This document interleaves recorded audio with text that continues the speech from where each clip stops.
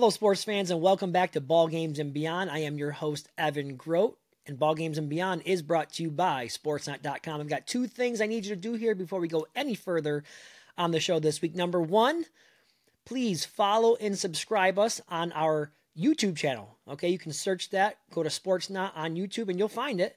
Click that notifications bell as well so that anytime there's a new episode of Ball Games and Beyond available, you'll get it right to you. The second thing I need you to do, as of last week, we now are available in audio form only on many of the major podcasting platforms. So you can follow us there as well by searching Ball Games and Beyond.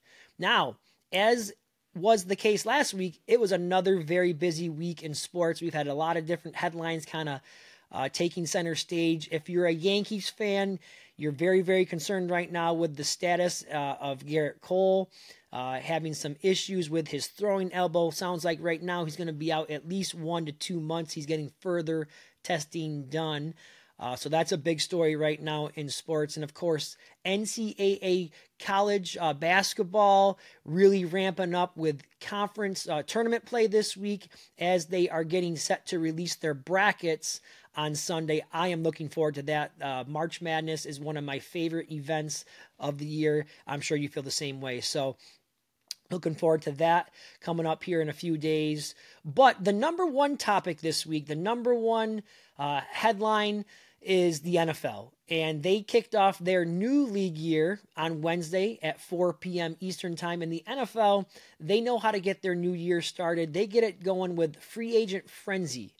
It comes fast and furious. It even starts before the league year actually gets underway with their legal tampering period. And so we're going to spend some time talking about that this week.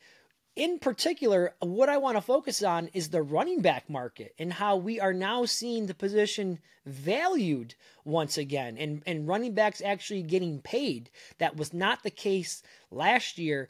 The question that I want to pose to you guys, and it's the area that we will dive a little deeper this week, is why the change? Is there a change in philosophy with general managers, or is there another reason? So we're going to get into that a little bit more. And in segment 2 of the show this week, we're going to have our guest Frank Schwab join us, who is an NFL writer from Yahoo Sports. And we're going to get into some of these same topics with Frank and get some of his thoughts as to why running backs are all of a sudden getting paid this year. So that's the rundown for the show. You guys can sit back, relax, and enjoy.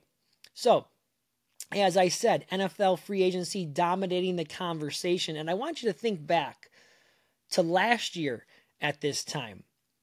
And I want you to think about some of the running backs that were available. You had Josh Jacobs, Saquon Barkley, and Tony Pollard, who had the franchise tag placed on them. And I also want you to think about some of the running backs that held out into training camp. Jacobs, Barkley, Jonathan Taylor was another holdout into training camp. Not the case this year. Within the first 48 hours of the legal tampering period, you saw a number of running backs reported that they had agreed to deals with new teams for, deals upwards of 2 years from 2 years to 4 years, anywhere from 20 million to 48 million. So there's definitely been a change in philosophy. In my as I was preparing for the show this week, I wanted to know why. Why now are the running backs all of a sudden being a bit more valued than what we have seen in last year? And so I've decided to lay out my 3 factors as to why I think that is the case. So I'm going to start with factor number 1. I think the fact that the salary cap increased dramatically from 2023 has a big is playing a big role in what we're seeing this year. Now, it was unexpected as well. It has to be said that from what I have read, many of the owners and coaches and general managers of NFL teams were not expecting this type of increase, upwards of $30 million. So that gives these teams a little bit more flexibility within the salary cap. So I think that was one major factor that we have seen. Number 2, when you look at the talent pool that was available this year versus last year, there's a lot more high-end talent. Last year, I just mentioned Barkley, Jacobs, Pollard, they did not even reach the open market because they were franchise tagged. Some of the players that received some of the larger contracts last year in free agency, we saw David Montgomery, we saw Miles Sanders, Jamal Williams.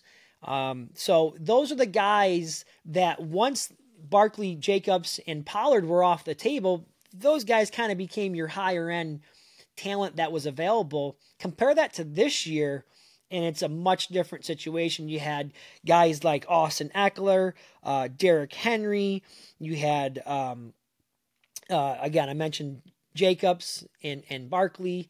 And so there's more options for NFL teams this year. And I think because of that, they saw that and they thought to themselves they had to be a little bit more aggressive in going and trying to get themselves a high-end running back. I mean, Josh Jacobs was a guy who led the NFL in rushing 2 seasons ago. Derrick Henry's a former NFL rushing champ as well, and we know how talented Saquon Barkley is as well. So that's factor number 2. And then factor number 3, which I think led to the boom in the market for running backs this year, is the draft class. The 2024 draft class is kind of weak at the running back position. In fact, I went and I was looking through Daniel Jeremiah from the NFL Network, his top 50 prospects. I didn't see one running back listed in the top 50. And now that's not to say you can't get yourself a quality running back, because we all know that you can find a really good running back in rounds 3, 4, even 5 of the NFL draft.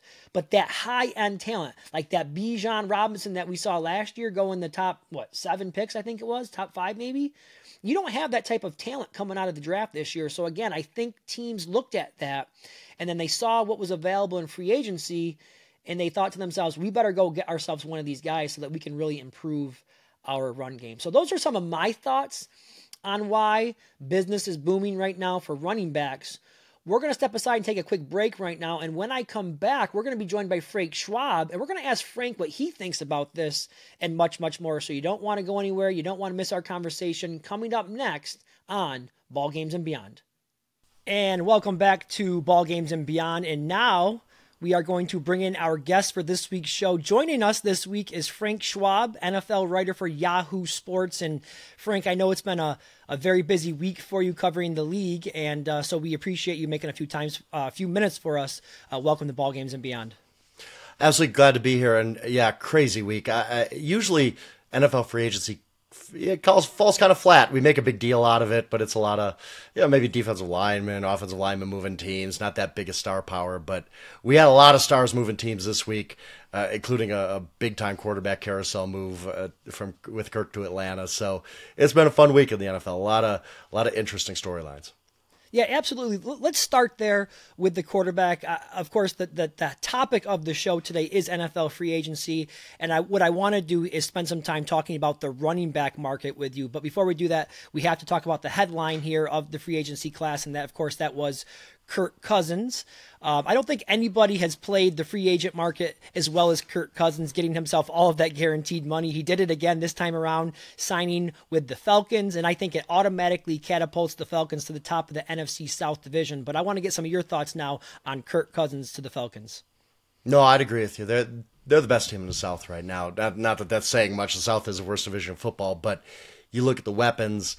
You look at the coaching change, I think was a big deal for them, an upgrade, and the Falcons should win that division. I will. The only thing I push back on is we just expect Kirk to be just Kirk Cousins we've seen the past few years. He's coming off an Achilles injury, and that's no joke. That is a tough injury, and I get it. He's not a runner, he's not Lamar, but it still affects you.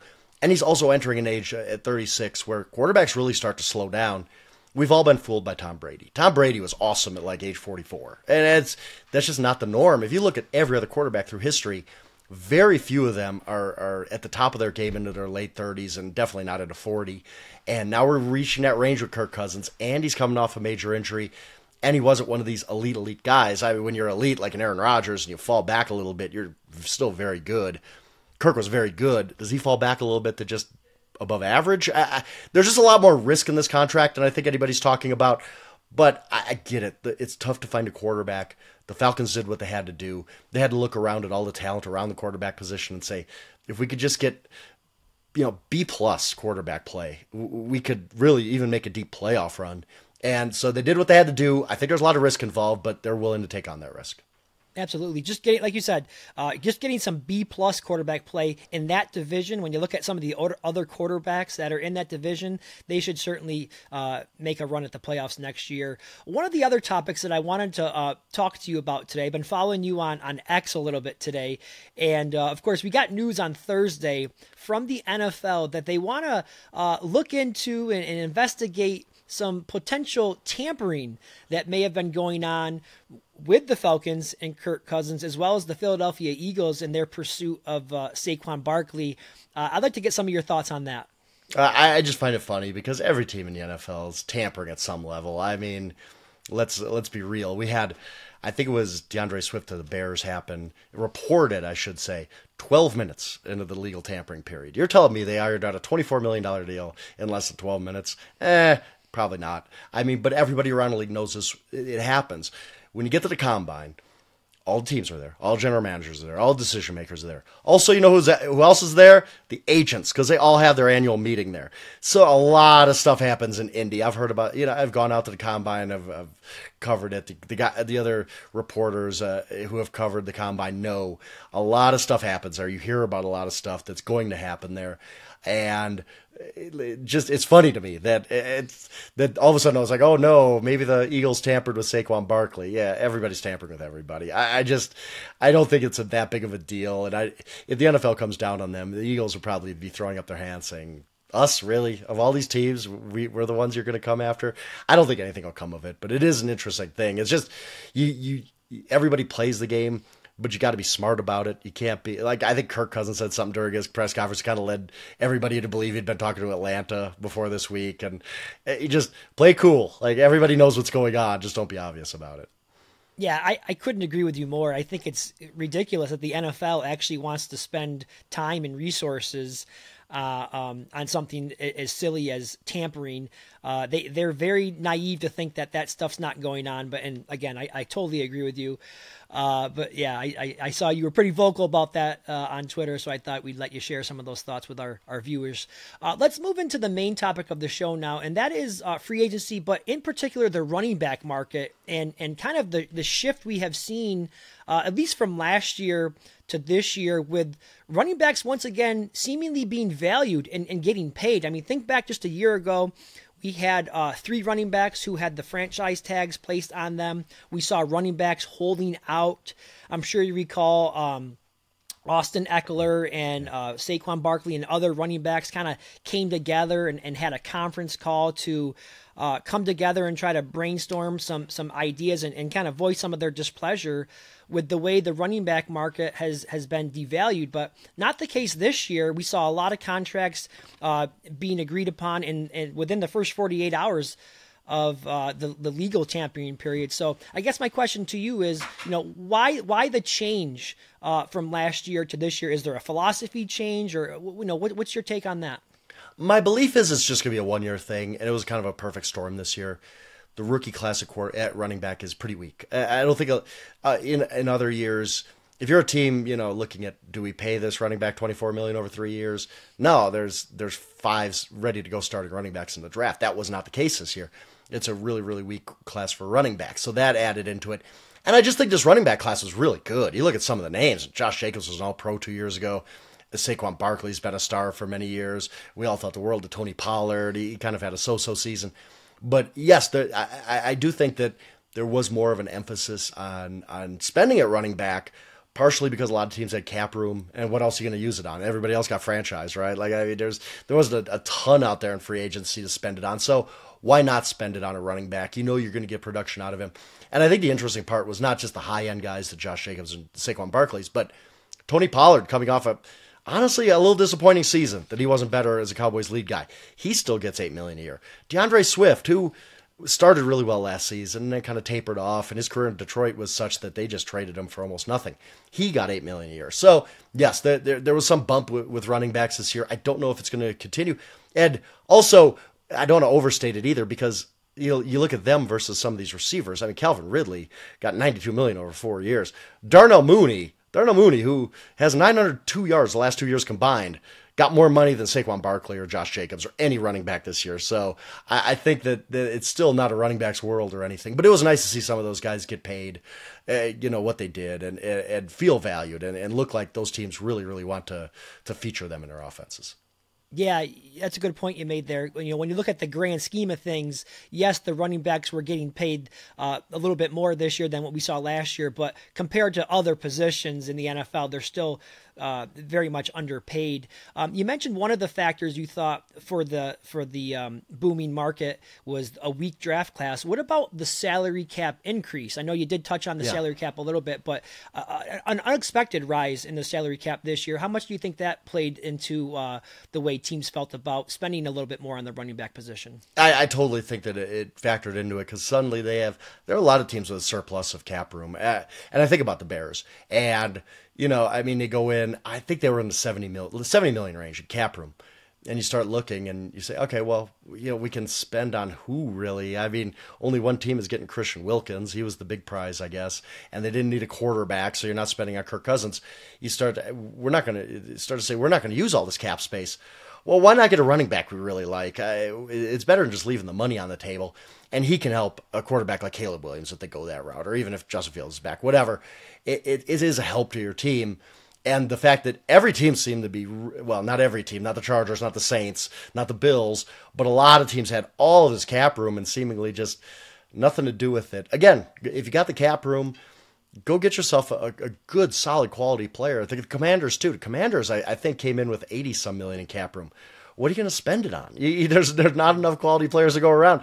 Might as well give some to Austin Eckler. At least he's good for your locker room. He's a good leader. I still think he's got some production left in him. So, yes, I absolutely think the bump in salary cap helped these running backs because I think teams just looked at this as kind of bonus, house money. Let's make it a luxury signing on a really, really good running back who can help our offense. Yeah, I think it was 12 or 13 running backs the last I checked that had signed contracts already. We're only a couple or 48 hours into, or 24 hours, I should say, into free agency. When you look at the guys who were signed, can you pinpoint maybe one or two that you think landed in a really good position as far as offensive scheme, and you think that they are in for a really big year here in 2024? And I think the obvious answer is Derrick Henry. He goes to a team that could really run the ball because of Lamar, and Lamar just changes the run scheme. I mean, you got to account for him every single play.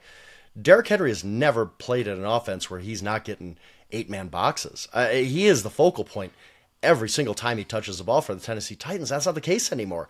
He's not the focal point of that offense. That becomes Lamar Jackson. I think the lanes are really going to open up for Derrick Henry, who at age 30, look, he's taking a step back. We can all see him a little bit slower. He's had a million touches by now in his NFL career, but I think this can extend his NFL career. I don't know that we're ever going to see the 2,000-yard Derrick Henry again, but we could see a guy who all of a sudden is like, wow, I didn't know what it was like to run against light boxes and, with running lanes because I had this quarterback next to me who can also run for 1,000 yards. I thought that was a great fit. Another one was Zach Moss. I mean, he goes to Cincinnati on a pretty cheap deal. And I think that he had really, really good flashes with the Colts last year, almost to the point of like, what did they do? They got Jonathan Taylor back, but Zach Moss is playing so well. I think that's a really, really good fit and a good offense. And for the Bengals, a pretty good price. I think $4 million a year for him. So those were two that stood out. And also Josh Jacobs. I think Josh Jacobs is a heck of a player. I was kind of dubious on him before 2 years ago when he had that unbelievable all-pro season. He goes to a team that values the run game. One of the reasons Packers got hot late last season was Aaron Jones was so good. I think they upgraded from Aaron Jones. I think the Packers believe they upgraded from Aaron Jones, obviously. And I think Josh Jacobs has a massive season with the Packers. Yeah, I agree with you on all of those guys, especially Derrick Henry going to Baltimore. I think that'll be interesting to see how not only does that help him playing with Lamar, but how it helps Lamar as well. Our guest this week on Ball Games and Beyond is Frank Schwab, NFL writer for Yahoo Sports. We're talking some NFL free agency. We're talking about the running back market this year. Before I get you out of here, I have a couple more for you. And this is kind of overall big picture. And I know we're very, very early on in free agency. But what a lot of people like to do is kind of take a look at the winners and the losers of free agency. And I don't think it's fair to completely put a grade on a free agent class when we're only 24 hours in. But very early, can you take a look at a team that you think have improved themselves so far with maybe a big splash signing or two that they've made so far? Yeah, I think the Packers lead that list for me. I already talked about Josh Jacobs, but they got McKinney, the safety from the Giants, too. I think that was really I think they're going in the right direction. They got a lot of momentum, and they kept that momentum going. I think they really did well. I think the Houston Texans did well. To go and get Danielle Hunter, who is basically almost a lock for 12 sacks a year. I mean, you look at his stats, and it's just he just steps into 12, 14 sacks every single season. He's great at rushing the passer. He can really, him and Will Anderson on both sides is just a great start for that Texans defense. The Texans were in that position of, oh my goodness, we have this unbelievable guy coming off his rookie quarterback deal, and we could really spend some money, and they did. And I thought they did so smartly. And I think the Texans, arrows shooting straight up. And then there's a few, and I also think I got to give a shout out to the Raiders, who I think, the Wilkins move just kind of, a lot of people were like, why spend that much money when you don't have your quarterback situation figured out? Well, two different things. You can still improve your team, so you hope to get the quarterback situation right, and you got a really good defensive line and an improved defense. I thought Wilkins was the prize of free agency, just clean in every way, good against the run, good against the pass, character guy, good leader, good age. He's still at a prime age. So for the Raiders, who are trying to kind of get some respect back, I think, in the NFL, trying to challenge the Chiefs and be one of those players relevant in the NFL. I think for them, Lan Wilkins was a really nice thing for them. And Minshew, I thought Minshew was a smart ad for them because it opens up options at the quarterback position for them where, hey, if we don't land our guy in the draft, or we land a guy who we think maybe just needs a year to sit, all options are open because Minshew's a perfectly fine starter if you have to go with him for a year. Yeah, I spent 5 years covering the Raiders, so I know the team very well.